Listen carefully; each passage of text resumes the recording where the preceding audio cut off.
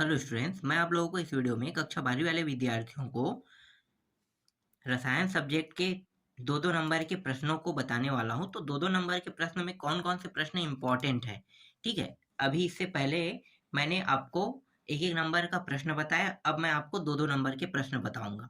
तो दो दो नंबर के प्रश्न में देखो, 8 ग्राम सोडियम हाइड्रोक्साइड 250 मिली जल में घुला हुआ है, विलयन की मोलरता ज्ञात कीजिए। तो विलयन की मोलरता कितना होगा? तो पहले तो विलयन का द्रव्यमान देख लेते हैं। तो द्रव्यमान जो है 8 ग्राम है और इसका जो आणविक द्रव्यमान है वो कितना है? 40 है। अब जब इसे हल करेंगे तो इसका जो, एक मिनट मैं आपको दिखाता हूँ ना, यहाँ पे देखो, जब हम इसे हल करेंगे तो मोलरता, जिसे हम किससे दर्शाएंगे? बड़े एम से। तो विलेय का द्रव्यमान कितना था? 8 था ना, मैं रख दूंगा अभी, ठीक है। गुणित 1000 करेंगे और विलेय का अणुभार कितना था? 40 था ना, ये यहाँ पे रखेंगे। और विलयन का लीटर में आयतन जो है कितना था? 250 दिया हुआ था, ठीक है, रखेंगे। तो विलेय का द्रव्यमान 8 हमने रख दिया यहाँ पे, ठीक है। यहाँ पे कितना रखेंगे? 40, और इसका कितना है? 250। जब हल करेंगे 0.8 उत्तर आ जाएगा। इसके बाद देखो 7वां प्रश्न। अभिक्रिया A प्लस बी, ठीक है, ये कहाँ जा रहा है? सी की ओर जा रहा है, शून्य कोटि की हो तो दर समीकरण लिखिए। तो दर समीकरण क्या होगा? माइनस डी एक्स अपान डी टी बराबर के, और कोष्टक के अंदर ए 0 और बी यहाँ पे इसका घात क्या है? 0 हो जाएगा। 8वां प्रश्न देखो, अमोनिया का क्वथनांक फास्फीन से अधिक होता है, क्यों? उत्तर क्या लिखोगे? उत्तर लिखोगे, अमोनिया अणु नाइट्रोजन की उच्च विद्युत ऋणता तथा छोटी परमाणु त्रिज्या होने के कारण हाइड्रोजन बंध द्वारा परस्पर संगुणित रहते हैं, जबकि PH3 में फास्फोरस की परमाणु त्रिज्या अधिक होने के कारण हाइड्रोजन बंध नहीं बनते हैं। इसी कारण अमोनिया का क्वथनांक PH3 से उच्च होता है। अब यहाँ पे देखो, नीचे में कुछ बंध के बारे में बताया है। तो ये जो नाइट्रोजन है, इसको 3 तरह से हाइड्रोजन बंध घेरे हुए हैं, ठीक है। यहाँ पे देखो, तो यहाँ पे ये जो है यहाँ पे बंध बना रहा है, तो यहाँ पे फिर से नाइट्रोजन 3 तरह से घेरे हुए, और यहाँ भी 3 तरीके से घेरे हुए हैं, ठीक है। तो इस तरह से H बंध बनता है। आगे देखो, इसके बाद अगला प्रश्न है, नाइट्रोबेंजीन से एनिलीन कैसे प्राप्त करेंगे? समीकरण दीजिए कह रहा है। उत्तर क्या लिखोगे? नाइट्रोबेंजीन का अपचयन अम्लीय माध्यम में कराने पर एनिलीन बनता है। तो यहाँ पे देखो, अम्लीय माध्यम में करा रहे हैं तो C6H5NO2 प्लस C6HSN और HI के साथ क्या करेंगे? अभिक्रिया करा रहे हैं, तो C6H5NH2 हो जाएगा और यहाँ पे जल जो है वो बाहर हो जाएगा।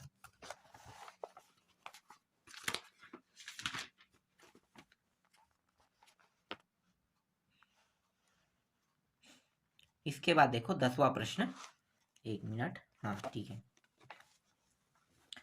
प्राथमिक एमिनो का कथनांक तृतीय एमिनो से अधिक होता है, क्यों? इसका उत्तर लिखना है, ठीक है। तो उत्तर क्या होगा? प्राथमिक एमीन में नाइट्रोजन पर 2 हाइड्रोजन परमाणु उपस्थित हैं, जिनके कारण इनमें प्रबल अंतराणविक हाइड्रोजन बंध होता है, जबकि तृतीयक एमीन में नाइट्रोजन पर हाइड्रोजन परमाणु नहीं होने के कारण हाइड्रोजन बंध नहीं बनता है।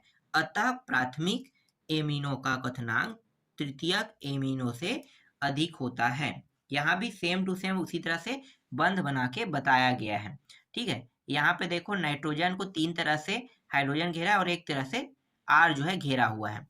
तो इस तरह से यहाँ पे एक एमीन और 3 अंश एमीन यहाँ पे प्राप्त हो रहा है।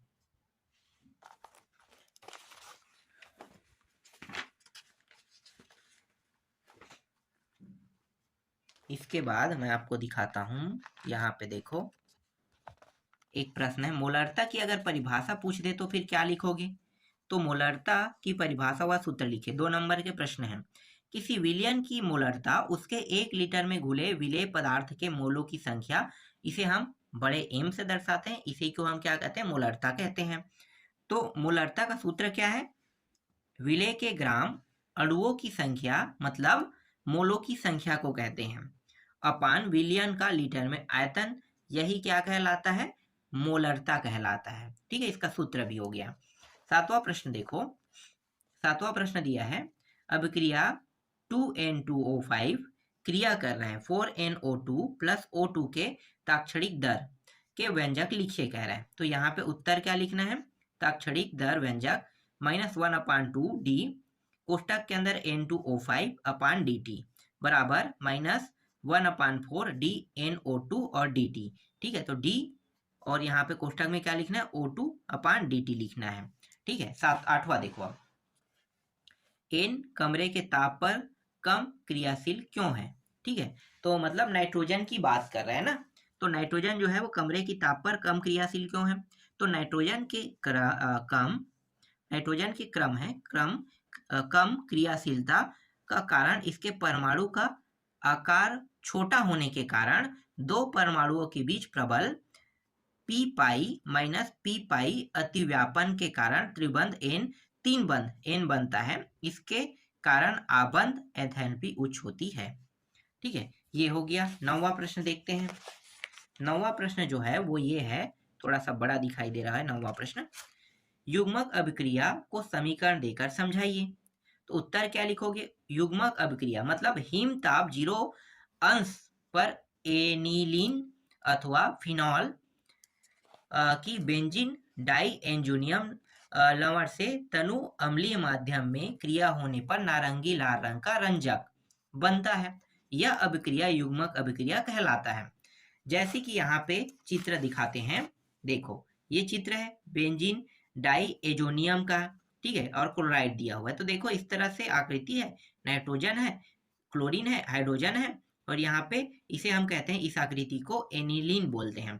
ठीक है, NH2 30 से 40 सेल्सियस में क्या कर रहे हैं, अभिक्रिया करा रहे हैं। तो प्राप्त क्या होगा, तो प्राप्त होगा यहाँ पे इस प्रकार से, देखो पी एमिनो एजोबेंजीन रंजक जो है प्राप्त होगा, जिसे क्या कहते हैं, यहाँ पे देखो N 2 बंध के साथ जुड़ा हुआ है N2 और यहाँ पे HCl इस तरह से। ठीक है, हाँ, इसके बाद मैं आपको दिखाता हूँ ये वाला। ठीक है, एक मिनट, इसको हटा देते हैं तब अच्छे से दिखाई देगा।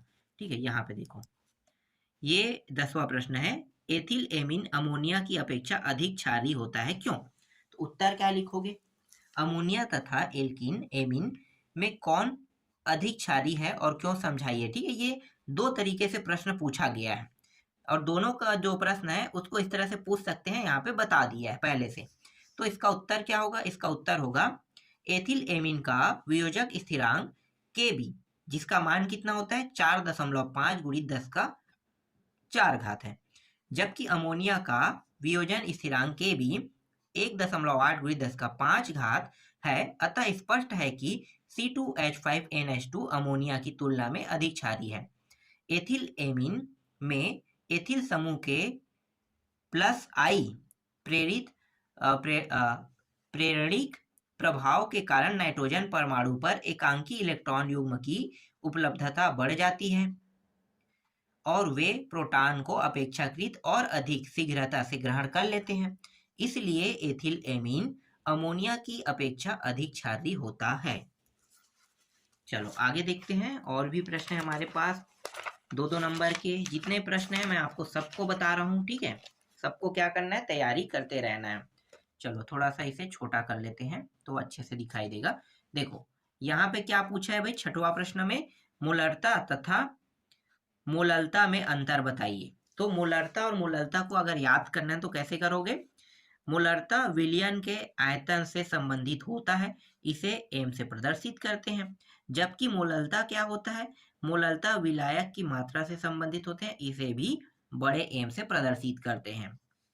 मोलरता किसी विलयन के 1 लीटर में घुले विलेय पदार्थ के मोलों की संख्या को कहते हैं, जबकि मोललता जो है विलायक के 1000 ग्राम में उपस्थित विलेय पदार्थों के मोलों की संख्या को कहते हैं। विलायक की मात्रा का कोई महत्व नहीं होता है, विलयन के आयतन का महत्व नहीं होता है।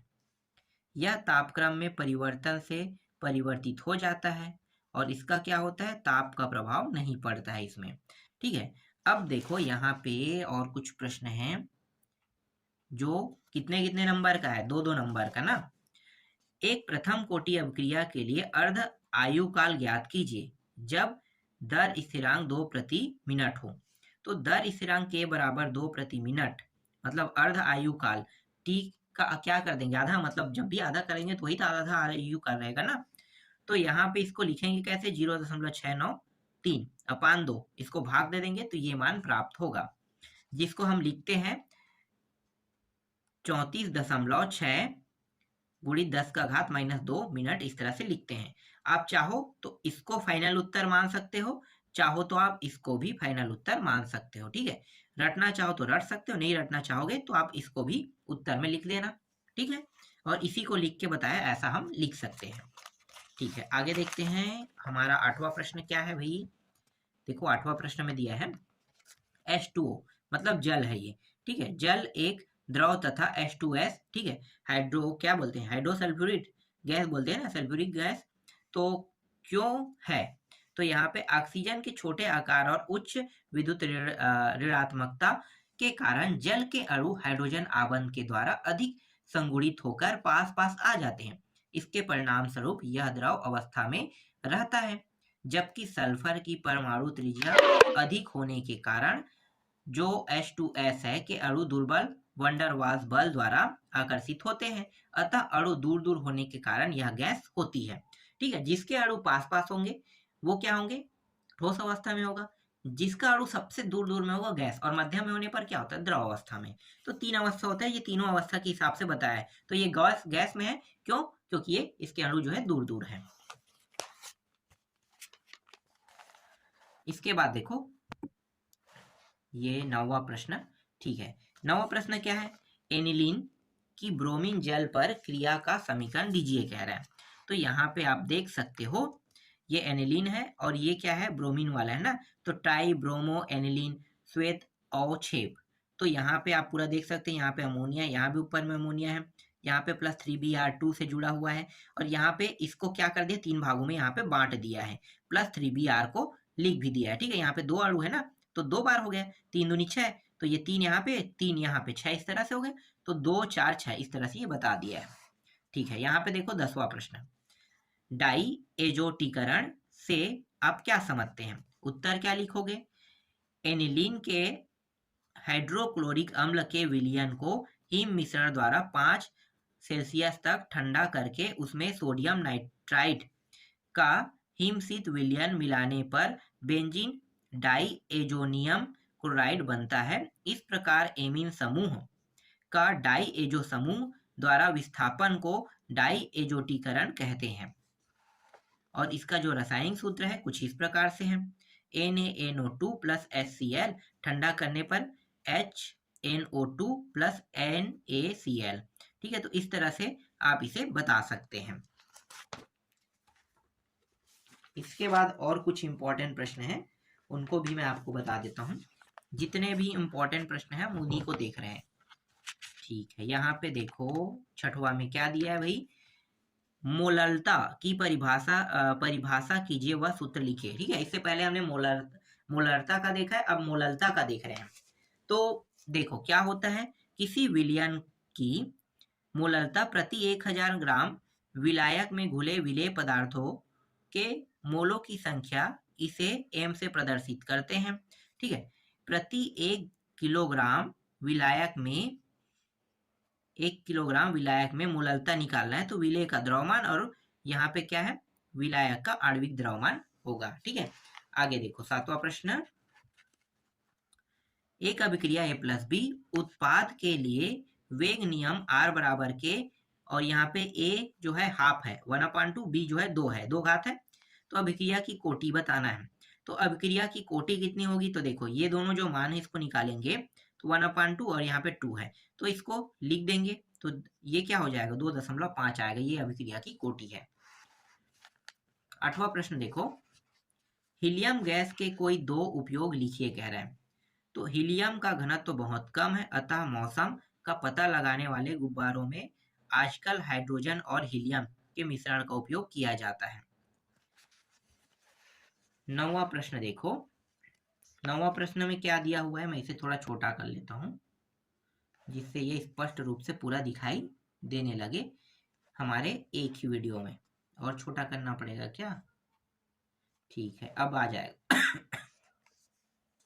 देखो, गैब्रियल थैलीमाइड संश्लेषण को अभिक्रिया देकर समझाइए।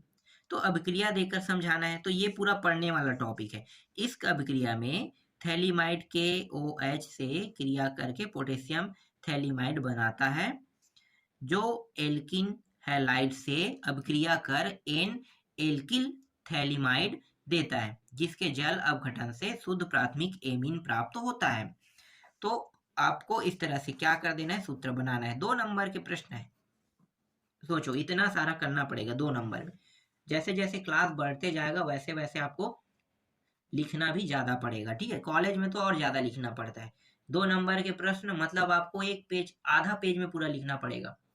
कितने शब्दों में, 100 से ऊपर से का शब्दों में, ठीक है। जबकि 2 नंबर के प्रश्न 25 शब्दों में लिखना होता है। चलो 10वां देखते हैं। अमोनिया तथा एल्किल एमीन में कौन अधिक क्षारीय है और क्यों, समझाइए। एथिल एमीन का वियोजन स्थिरांक Kb बराबर 4.5 × 10⁻⁴ है, जबकि अमोनिया का वियोजन स्थिरांक Kb बराबर 1.8 × 10⁻⁵ है। अतः स्पष्ट है कि C2H5NH2 अमोनिया की तुलना में अधिक क्षारीय है। एथिल एमीन में एथिल समूह के +I प्रेरिक प्रभाव के, आधा हिस्सा दूसरे साइड में दे दिया है, ठीक है। दूसरे साइड को भी देख लेते हैं और इसको जूम कर लेते हैं थोड़ा सा, ये रहा। तो कारण नाइट्रोजन परमाणु पर एकांकी इलेक्ट्रॉन युग्म की उपलब्धता बढ़ जाती है और वे प्रोटॉन की अपेक्षा और अधिक शीघ्रता से ग्रहण कर लेते हैं, इसलिए एथिल एमीन अमोनिया की अपेक्षा अधिक क्षारीय होती है। तो इसके अलावा आपको जो परीक्षा बोध है या परीक्षा सार है, ठीक है, आप लोगों ने खरीदा होगा, तो उसमें कुछ क्वेश्चन पेपर होगा प्रीवियस ईयर का, इसके पीछे वाले साल के, हो सकता है 2021 का, 2020 का, 18 को 19 का होगा, उनको भी आपको पढ़ना है। इसके अलावा यहाँ इन सभी से ही प्रश्न आपके एग्जाम में बनेगा।